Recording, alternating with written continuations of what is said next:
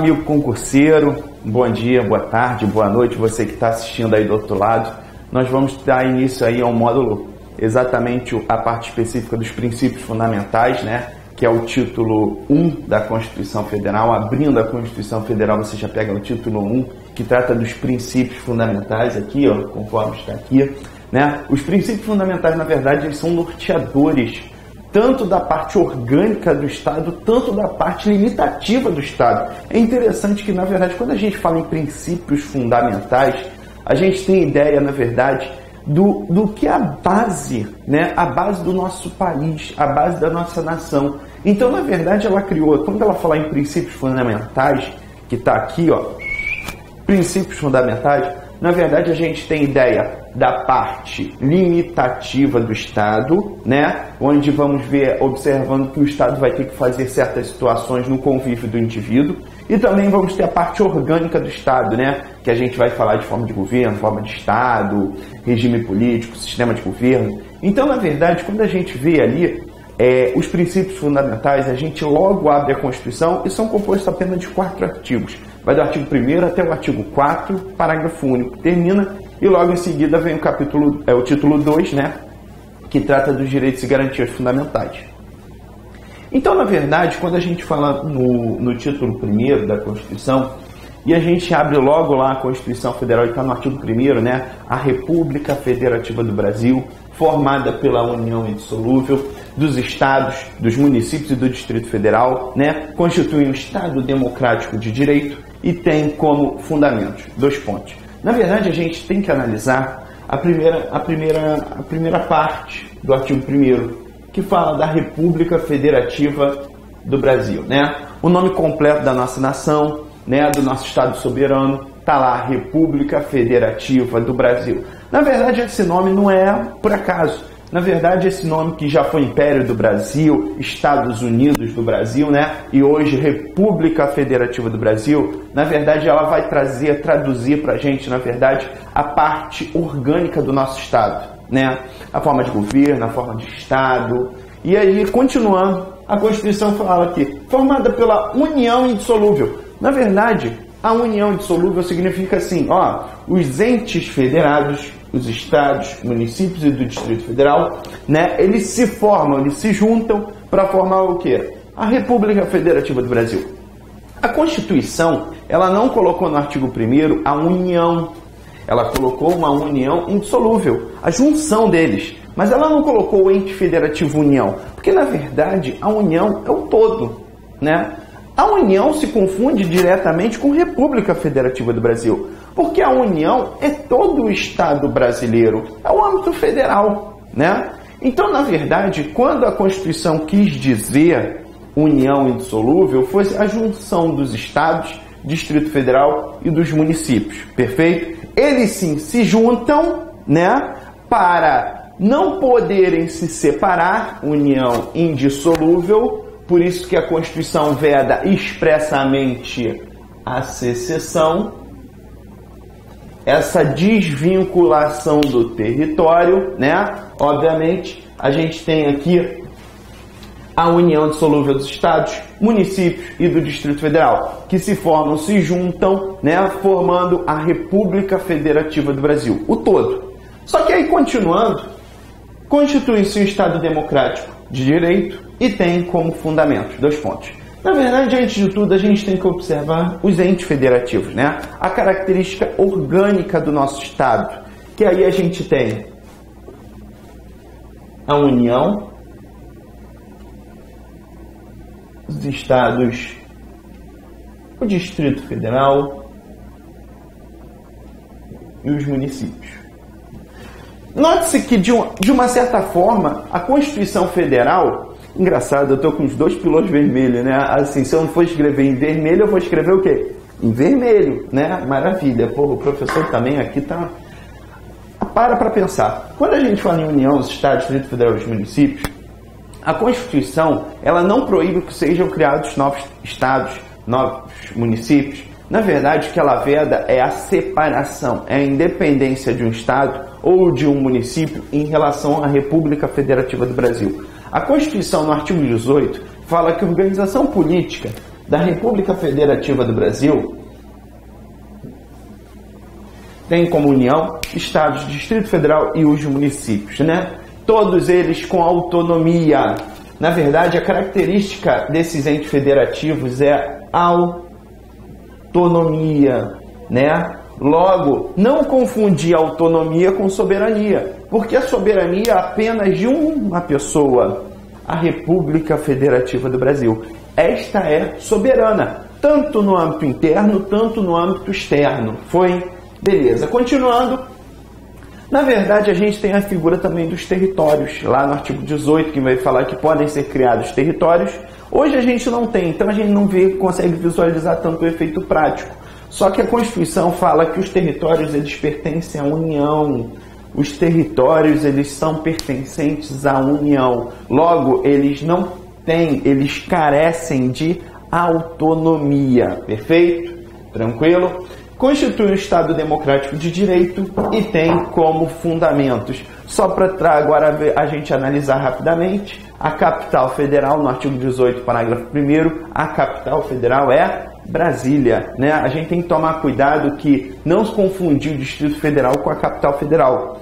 Antes, há muito tempo atrás, até já foi no Distrito Federal. Só que a nossa Constituição hoje colocou a Constituição de 88 colocou que a capital federal é em Brasília, tá? A gente sabe que a primeira capital federal foi lá em Salvador, Bahia, depois para o Rio de Janeiro, depois para o Distrito Federal e aí finalmente para Brasília. Brasília não é um ente federado, ele está dentro do Distrito Federal e não possui autonomia nenhuma. Autonomia, quando a gente fala aqui em autonomia, a gente fala da autonomia administrativa, de executar seus próprios serviços públicos, de cuidar do seu orçamento, do seu pessoal, né, dos seus servidores, autonomia política, né, seus próprios governantes, seus secretários, né, as suas autarquias, fundações, empresa pública, sociedade de economia mista, né, as suas secretarias, tudo isso. Então, na verdade, a gente fala em autonomia administrativa, política e legislativa, né? Obviamente a gente sabe que a União coloca lá a Constituição Federal, né? E podem criar suas leis federais perfeitamente, né? Para tratar de aumento dos seus servidores, o estatuto deles. Porém, a gente sabe que os estados também legislam, né? Falando sobre seus serviços públicos, sobre seus servidores, e assim como o Distrito Federal e os municípios. Perfeito? Tranquilo? Beleza? Vamos passar para a próxima. Quando a gente fala em República Federativa do Brasil, a gente agora começa entrando num ponto interessante. Um ponto, às vezes, que num concurso público é muito cobrado, isso é muito cobrado em prova, e óbvio, o legislador ele tenta confundir vocês, que a gente vai ver um monte de conceitos. E a gente tem que tomar cuidado quando a gente fala em República Federativa do Brasil. O que eu quero dizer com isso? Quando a gente fala república, o que a gente coloca? O que é o conceito maior de república? Primeiro, quando a gente fala em república, a gente está falando da forma de governo. Muita gente decora com fogo na república, né? Forma de governo republicana. O que é república? O que interfere na minha vida o conceito de república? O Brasil ser uma república. Diferente da república, a gente tem que a monarquia constitucional, né? Obviamente, república e monarquia são duas formas de governo distintas, diferentes, né? E aí, a gente pega um conceito, ó. É o conceito que se refere, forma de governo, é o conceito que se refere à maneira como se dá a instituição do poder na sociedade e como se dá a relação principal, ó, de governantes e governados.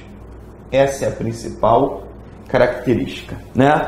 Quando a gente fala em relação a governantes e governados, ou podemos viver numa república ou podemos viver numa monarquia.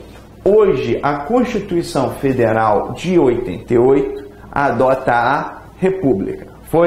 Então, a gente tem que tomar cuidado que a Constituição Federal de 88 adotou a República como forma de governo.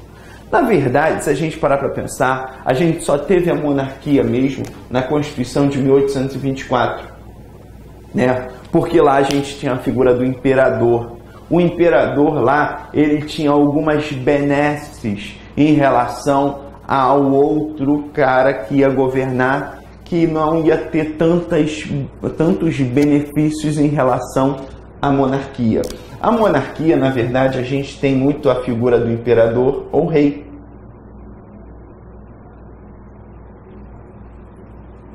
Que, na verdade, na monarquia, em regra, a gente não tem um mandato. A gente tem o tempo vitalício. Por hereditariedade. Perfeito? Muitas das vezes, essa monarquia que eu estou vendo aqui, na verdade, essa monarquia que se divide em monarquia absolutista e monarquia constitucional. A gente tem a monarquia absolutista, aquela monarquia antiga, arcaica, que o cara era o dono do mundo, né? O poder supremo era dele, ele era o imperador. Então a gente tinha na Constituição de 1824, nossa primeira Constituição, como uma monarquia absolutista. Na verdade, ele era o imperador e a própria Constituição fala que será passado de grão para grão, do filho, do mais velho ao mais novo, do homem à mulher, né? Então, na verdade, ela começa a criar as regras para a hereditariedade, já que era considerado o rei o quê? Vitalício no cargo. Foi? E a própria Constituição de 1824 colocava que ele é inviolável e sagrado e contra ele não cabe responsabilidade alguma. Nossa, criou para ele outra característica, a irresponsabilidade.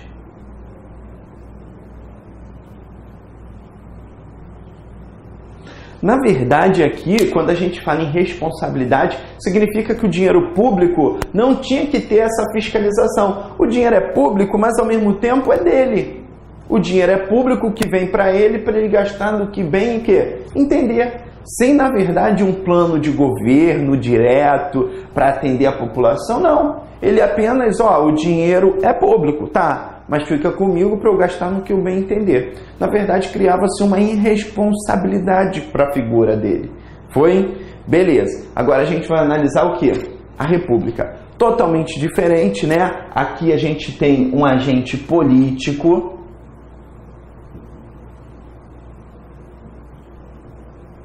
Um agente político, uma figura importantíssima, né, para o país. Segundo, ele tem um mandato. É um tempo certo de exercício. Terceiro, ele é responsável pela coisa pública. Ele é responsável pela coisa pública.